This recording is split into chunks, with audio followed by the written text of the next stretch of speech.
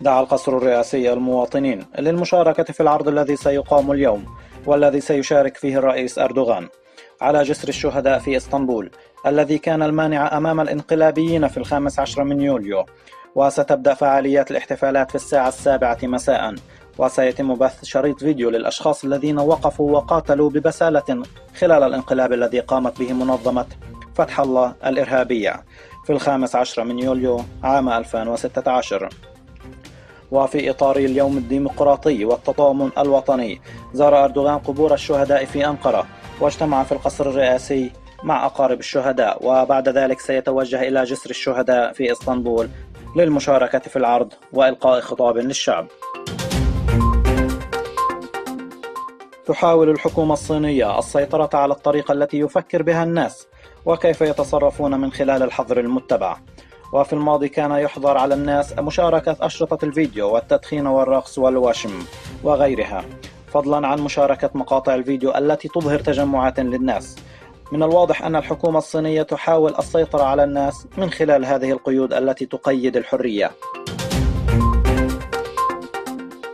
تصاعدت الاحتجاجات في البصرة يوم الأحد بسبب البطالة وانقطاع الكهرباء، وبسبب الأحداث أوقفت إيران رحلاتها إلى مدينة النجف بالعراق، وقامت بإغلاق المعبر الحدودي الكويتي.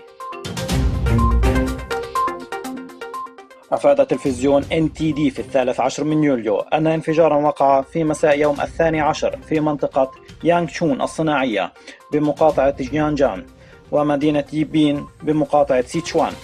وقالت الحكومة المحلية أن 19 شخصا قتلوا على الأقل، وأصيب 12 شخصا آخرين.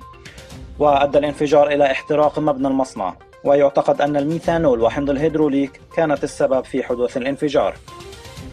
وفي نفس اليوم انفجر خزانان للوقود قرب مطار القاهرة الدولي في العاصمة المصرية من مساء ليلة 13 من يوليو، مما تسبب في نشوب حريق وإصابة 12 شخصا جراء الانفجار.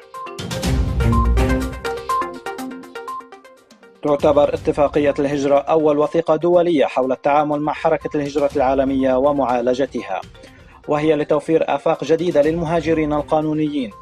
ووفقا للمعلومات المقدمة من ممثل الأمم المتحدة، فإن الهدف هو الهجرة بأمان ومن خلال التعاون بين الدول ومراعاة السيادة الوطنية. ولم توافق جميع الدول الأعضاء في الأمم المتحدة البالغ عددها 193 دولة على تطوير هذه الوثيقة.